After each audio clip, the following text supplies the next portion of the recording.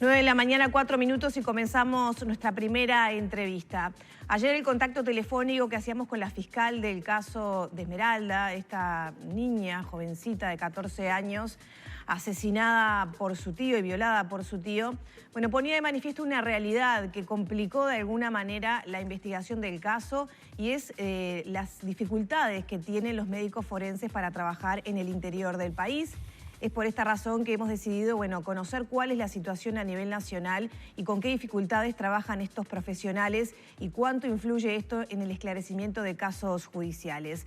Para conversar entonces sobre esto es que recibimos hoy a la presidenta de la Asociación de Médicos Forenses, Sonia de León. Bienvenida, buen día. Gracias, buen día. En el interior del país, ¿cuántos médicos forenses hay para trabajar? El relevamiento último, que en realidad hoy ya cuenta con un número menor, databa de 32 cargos de médicos forenses titulares y 22, 23 subrogantes. En realidad hoy esto ya cambió porque recientemente se hizo un intento de mejorar esta dotación y creo que el resultado fue un poco inverso. Hubieron algunos médicos que estaban subrogando en jurisdicciones y quedaron como titulares en otras, perdiéndose cargos de subrogantes en forma efectiva. Y tampoco se logró aumentar el número de titulares y se mantuvo a la baja. Hay dos problemas entonces, falta de recursos, pero también falta de profesionales para trabajar en la oferta que hay, digamos. Por un lado tenemos cargos sin cubrir y después tenemos falta de profesionales que quieran cubrir los cargos porque son cargos con mucha responsabilidad, con mucha carga horaria. Nosotros tenemos una carga horaria en el interior que implica estar de retén, como le llamamos los médicos, en el mejor de los casos, de lunes a viernes todos los días las 24 horas, en algunos casos incluso el fin de semana también. En otros casos puede ser que no sea todas las semanas, que sea cada 10 días, donde hay 2 médicos forenses. Pero es una carga horaria intensa, con un trabajo que implica mucha responsabilidad y donde el salario no es comparable a lo que se paga en otros cargos médicos, en otras especialidades. Tú fíjate que la especialidad, el médico forense puede ser un médico general, pero lo esperable, lo deseable es que sea un médico con la especialidad de médico legista. Y los salarios de las especialidades médicas, laudados por el sindicato médico, no tienen nada que ver con los salarios que nosotros cobramos si comparamos la carga horaria. O sea, ¿cobran por debajo del laudo? No hay un laudo para esta especialidad, pero si comparamos el número de horas que hacemos estando a la orden, el sistema que en medicina llamamos de retén, y comparamos con el parámetro que tenemos hoy vigente, que es el nuevo régimen de trabajo médico, nos vamos a dar cuenta que estamos muy por debajo de ese laudo. Capaz que la gente no sabe bien, ¿qué es lo que hace un médico forense? Bien. Un médico forense es un médico que ocupa un cargo del Poder Judicial, el cargo se llama médico forense. Lo esperable es que todos tengamos la especialidad para ocupar ese cargo, que es la medicina legal, seamos especialistas en medicina legal o médicos legistas, no médicos legalistas. Y en realidad esto no es así en el 100% de los casos porque no hay suficientes especialistas o suficientes especialistas que quieran ocupar estos cargos, por lo que vimos recién. Lo que nosotros hacemos en el ámbito de la medicina forense es colaborar con el sistema judicial y ahora también con las actuaciones de fiscalía directamente por el nuevo Código de Proceso. Hacemos pericias, informes, evaluaciones médicas pero específicas con una óptica de medicina legal, pericias sobre cadáver, que son las autopsias o los reconocimientos, que es cuando evaluamos un fallecido sin asistencia, por ejemplo, y pericias sobre sujeto vivo, que son la evaluación de lesiones, por ejemplo, en los accidentes de tránsito o en los delitos sexuales o en las situaciones de violencia doméstica. Y en el interior, a diferencia de Montevideo, y es una gran diferencia, el médico forense se ocupa de todas las pericias de su jurisdicción. Allí hay un médico forense que es multifuncional, nosotros vemos todo. En Montevideo no, en Montevideo hay un cargo que se ocupa solamente de ver lesiones en la clínica, otro que hace los informes sobre los expedientes, que perdón, omití decir que eso también hacemos, otro colega que hace las pericias sobre cadáver, nosotros en el interior hacemos la totalidad de las pericias. Hablando de esta relación oferta-demanda, ¿cuántos médicos debería haber? ¿Cómo debería ser el sistema de medicina forense en el interior del país? ¿O el déficit de cuánto es en porcentaje? Sí. Yo no te puedo dar un número. Yo creo que lo fundamental acá está en reorganizar el trabajo en el ámbito de la medicina forense. Con lo que en Montevideo y en mejor. el interior. Sin ninguna duda podría funcionar mejor. De hecho, no deberíamos de haber tenido el insuceso que ocurrió con las demoras con el caso de Tacuarembó que viajó a Rivera. Si solucionáramos un problema administrativo, que es lo que está detrás de eso, no ocurriría. Tú fíjate que allí tenemos una situación en Tacuarembó donde el médico titular está desde diciembre dado de baja en el BPS y desde junio en el Poder Judicial. La colega que lo subroga desde hace muchos años, porque además el colega tiene una certificación larga, tuvo antes de retirarse, está como jornalera. Y el día que hubo este fallecimiento, ella ese día tiene licencia porque viaja a dar clases a la universidad, a otro departamento. Esta situación es perfectamente adecuada a derecho.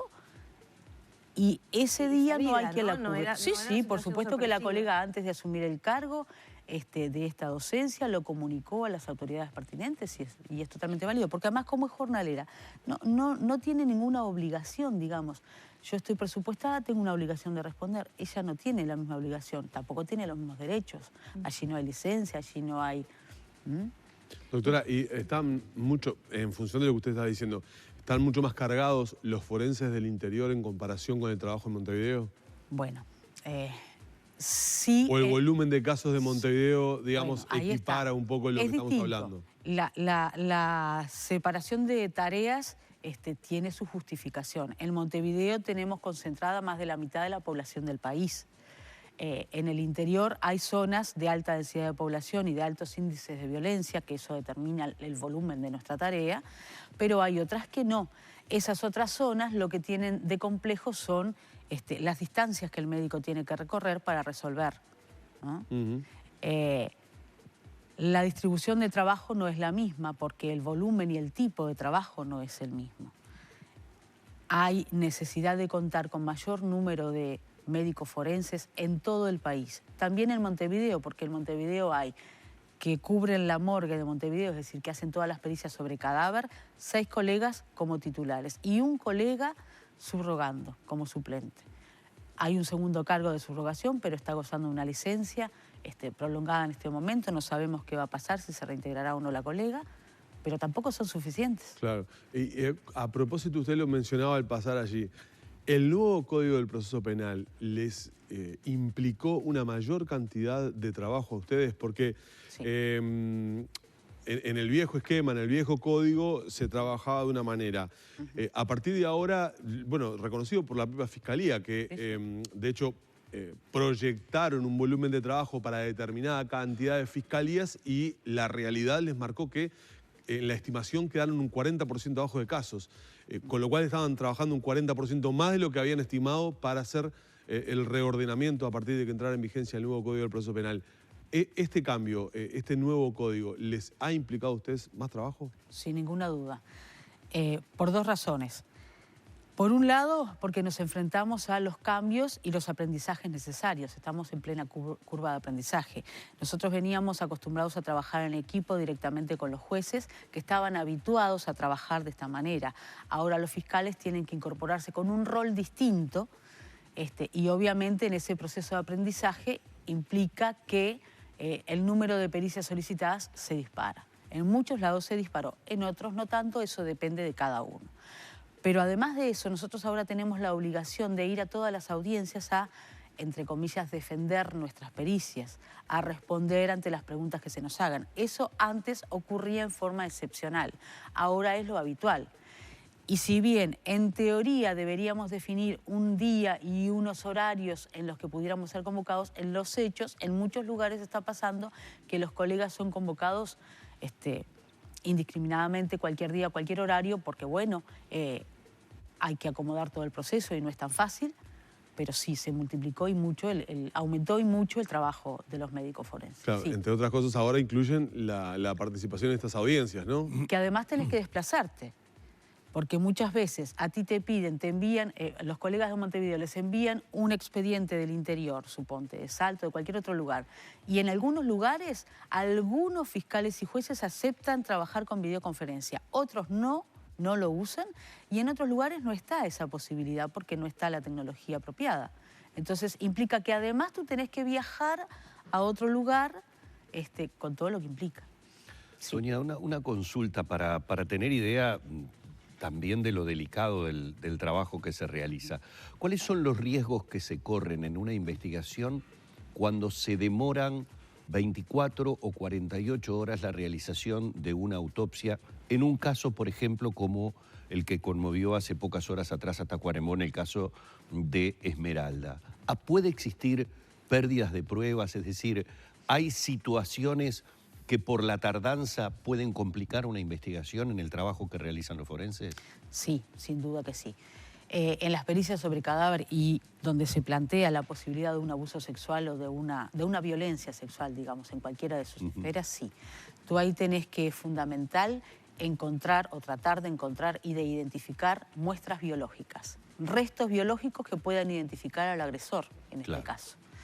Esos restos biológicos pueden permanecer en el cadáver inalterados siempre y cuando tengamos la conservación de ese cadáver como es necesaria. Ahora, si yo te digo que el cadáver viaja embalado en una bolsa de nylon, puesto allí por personal que no está preparado ni ahí porque sus funciones son otras, y puesto en la caja de una camioneta a la intemperie, haciendo ruta hacia otro departamento, no precisa que te explique que no se preserva ese cadáver ni las muestras. Claro, y además imagino, si bien no es específicamente el rubro que ustedes manejan, que cuando un abogado defensor de una persona imputada de un delito de estas características sabe de que pudo haber habido un mal manejo técnico de la situación, puede llegar a poner reparos sobre algunas de las conclusiones a las que se arribó. Sí, eso es literalmente así. En general no ocurre o ocurre muy poco, pero las cadenas de custodia para la preservación de las muestras, sean cuales fueren, no se cumple o se cumple con mucha dificultad. Claro. Las condiciones en las que trabajamos son muy precarias. El personal policial que se ocupa, se encarga de esas cadenas de custodia no tiene los medios. Y no tenemos otra cadena de custodia. En los hechos no la hay. Y todos lo sabemos. Y otra pregunta con respecto a esto. Y todos los, digamos, todos los policías que intervienen en una situación así, ¿conocen por lo menos mínimamente cuáles son las situaciones a preservar? Estoy recordando, por ejemplo, las enormes críticas que generó en su momento el tratamiento de toda la situación con respecto a el caso de Lola Chomnalés, ¿no? Por algunas imágenes de televisión, de en dónde fueron trasladadas determinadas cosas, etcétera, etcétera. Y allí se generó como un debate sobre si todos los efectivos policiales que intervinieron, digamos, estaban atentos o sabían o conocían qué tipo de cuidados hay que tener en estas situaciones. No todos. No todos están capacitados y si lo están, lo han olvidado. Pasa por capacitar al personal en forma adecuada y pasa por brindarle las herramientas necesarias, porque si tú tenés la capacitación pero no tenés cómo hacerlo, yo sé que no debo trasladar, hablo en primera persona, no porque me identifique, pero digo, todos sabemos que no se deben trasladar los cadáveres así, pero no hay otro medio de traslado. Claro. Y todos sabemos que no hay otro medio de traslado. Nadie lo ignora. Todos lo sabemos, desde los ministros, el ministro del Interior, los ministros de la Suprema Corte, el Ministerio de Salud Pública, pero no se proveen los medios. Sí se exigen los resultados. Ahí está la dificultad. Claro, la propia conservación muchas veces en las morgues... las morgues no tienen heladera. Por eso le pregunto, ¿se ha mejorado mucho? Sí. Se ha mejorado mucho desde la parte de infraestructura de las morgues judiciales, pero en algunos casos, por charlas con algunos colegas suyos, donde en algunos puntos del interior que había dificultades en el pasado. No sé cuál es la realidad hoy. Bueno, la realidad hoy es que tenemos en 3 lugares del país, que son la ciudad de Carmelo, la ciudad de Mercedes y la ciudad de Pando, morgues en estado, nosotros le pusimos entre comillas de calamidad, que en realidad si va a una inspección cualquiera de estas que están todo el tiempo por allí, casualmente a esos lugares no van porque tendrían un enorme cartel que diría clausurado. ¿Qué es calamidad, doctora? Calamidad es que los techos se llueven, las paredes se filtran, las instalaciones eléctricas son cables colgando, atados con cinta aisladora, te digo en términos generales, ¿no? En cada una aplica alguna. Obvio que no hay ni sistemas de refrigeración, o hay un sistema, en alguna de las morgues, por ejemplo, se instaló un sistema de refrigeración, sí, claro, pero está sin limpiar. Sin limpiar quiere decir que hay sangre seca y sobre esa tú te estás parando para autopsiar. Eso cada tanto se va, se pone a cero, se limpia y luego otra vez, porque no hay nadie encargado de limpiar, que no hay una camilla adecuada, que no hay un lavatorio adecuado para el médico. Obviamente en muchas morgues todavía no hay heladera, en algunas tenemos porque trabajamos en morgues de los hospitales de ACE y están equipadas. ¿Y cómo trabajan, por ejemplo, en pleno verano en una morgue donde no hay heladera? Transpirando mucho. Y trabajando sobre pruebas que están completamente en malas condiciones. Nosotros, yo siempre digo lo mismo, es como el milagro alemán, que en realidad es el milagro uruguayo, ¿no? Obtenemos, gracias a Dios y al esfuerzo de todos los colegas y los integrantes del equipo, muy buenos resultados periciales, comparables con los mejores del mundo. Las condiciones en las que trabajamos a veces son dantescas. ¿Es en todos los casos? No. ¿Todas las morgues están tan mal? No. ¿Se hicieron cosas? Sí, sobre todo durante el año 2018. No son suficientes. Y esta situación que yo te estoy planteando de las morgues las venimos planteando los médicos forenses desde el año 2015. Está bien documentado. Sin embargo, siguen cambiados. Tuvo presupuesto cero, ¿no? También el Poder Judicial, eso hay que decirlo, ¿no? Influye mucho. Cuando digo presupuesto cero me refiero a que no hubo en el presupuesto quinquenal para este periodo de gobierno un incremento presupuestal en relación a lo que se le había asignado anteriormente, ¿no? Se le dio el mismo dinero con la erosión que genera el avance de los precios, ¿no?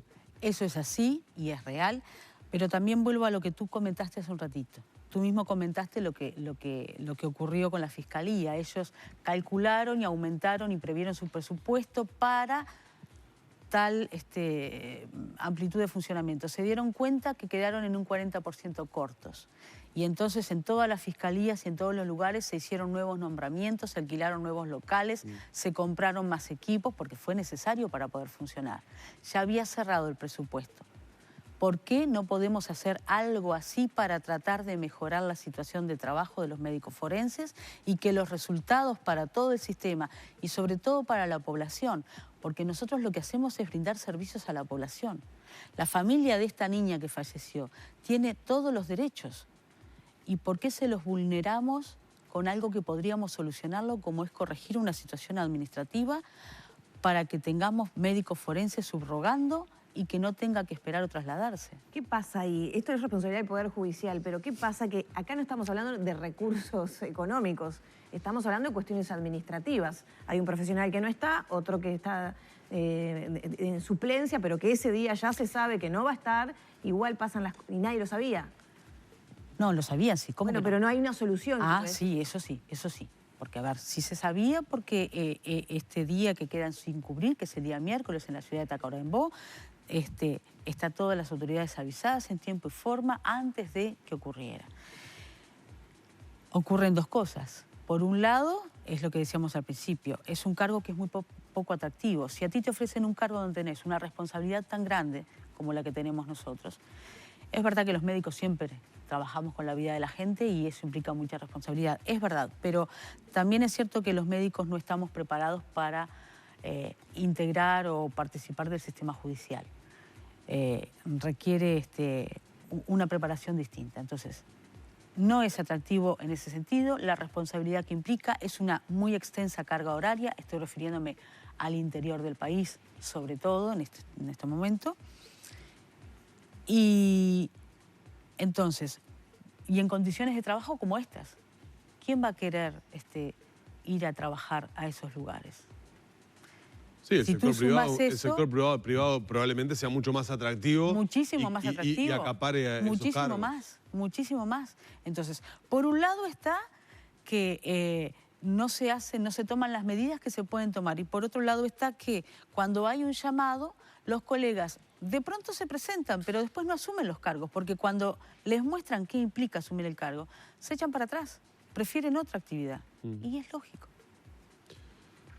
También se da el caso, y esto fue una conversación que mantuvimos ya hace mucho tiempo, seguramente Sonia lo debe recordar porque aquí en Arriba Gente tratamos el tema específicamente más apuntando a las condiciones de trabajo, a la precariedad que había en muchos lugares, y en aquel momento algo que sorprendió un poco a nuestros televidentes, que obviamente no conoce profundamente el trabajo del médico forense y que de repente tiene un roce con la profesión o sabe del médico forense cuando fallece un familiar en domicilio, por ejemplo. Y encontramos que, claro, debido a estas circunstancias, si hay algún hecho delictivo, si hay algún asesinato, un homicidio, allí de repente se demora, ¿no?, la autopsia o la pericia del médico forense sobre el familiar nuestro, porque evidentemente no se dan esas situaciones. Para entenderlo mejor, si en la situación de Esmeralda o de cualquier otra situación en donde hay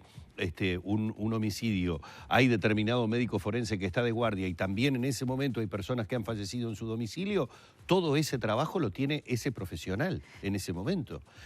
¿No hay una forma como de discriminar o de dividir determinadas situaciones que puede parecer notorio que estamos hablando de una muerte natural a este tipo de situaciones, doctora? Sí, hoy tenemos esa herramienta. Hace muy poco, en el 2018, se promulgó una ley que reformula y replantea la firma del certificado de defunción y las obligaciones que tienen los médicos asistentes en ese sentido. Esa ley está promulgada, plenamente vigente, está sin reglamentar. Tengo entendido que la reglamentación está próxima a salir, pero aún no está. Aún no está. De todas formas se puede aplicar y de hecho hay jurisdicciones como la que yo me desempeño donde se aplica muy bien y eso ha mejorado mucho las cosas. Porque más del 50% de las pericias, sobre todo en el interior del país, son fallecidos sin asistencia o en domicilio donde ni siquiera hay nada que me haga presumir una mínima violencia. Nada, está descartada a priori la situación de violencia.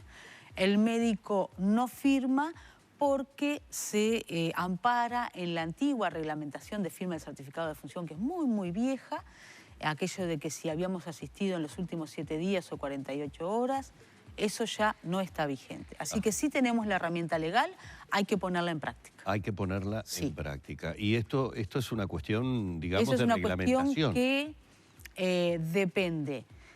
La reglamentación es necesaria y la estamos esperando con ansiedad. No obstante, aún si la reglamentación se puede aplicar, eso depende en cada jurisdicción cómo se aplique o cómo se difunda, porque hay que difundirla, los colegas no están al tanto, y se capacite a los médicos en esta nueva norma y después se exija su aplicación por parte del sistema judicial, naturalmente. Bueno, vamos a agradecerle muchísimo a Sonia de León, presidente de la Asociación de Médicos Forenses. Un poco el tema tuvo que ver con el caso de Esmeralda, pero en realidad ayer cuando lo hablábamos con la fiscal, lo hemos escuchado en más de una oportunidad. En ese sentido, fiscales, jueces, los operadores judiciales en general siempre hablan de las dificultades que encuentran para poder desarrollar ustedes su trabajo, que en definitiva es casi como el puntapié inicial, el inicio de la investigación para ellos que están esperando dar respuesta a los familiares. Una vez más, el agradecimiento, Sonia, por estos minutos en la mañana de Arriba Gente. Vamos cerrando la entrevista junto a la presidenta de la Asociación de Médicos Forenses aquí en nuestro programa.